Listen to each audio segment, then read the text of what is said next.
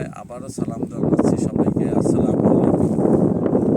সোনালী কৃষক প্রকল্পের পক্ষ থেকে আমি ইঞ্জিনিয়ার মোহাম্মদ তারিকুর রহমান খান দীর্ঘদিন পরে আপনাদের সম্মুখে আবার আসছি।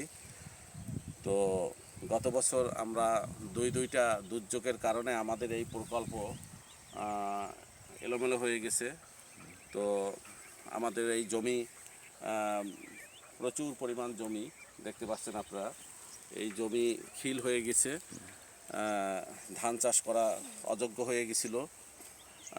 দুইবার বীজ রোপণ করার পরও সেই বীজ ধান আমরা রাখতে পারি নাই বন্যার কারণে। দুইটা বন্যার কারণে আমরা একদম হয়ে গেছিলাম,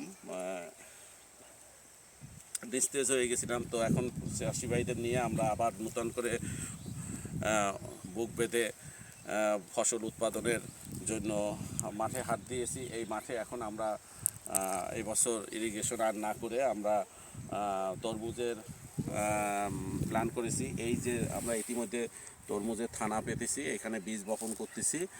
তো বীজ বপন করে এই জায়গায় সারা মাঠে তরমুজের চাষ করতেছি এবং সবার কাছে দোয়া প্রার্থনা করতেছি যে যাতে করে আমরা এই ফসল সুন্দরভাবে উঠাইতে পারি এবং কৃষকদের আবার মুখে হাসি ফুটাতে পারি। এই বলে আমি আজকে এখানে শেষ করছি। আসসালামু আলাইকুম।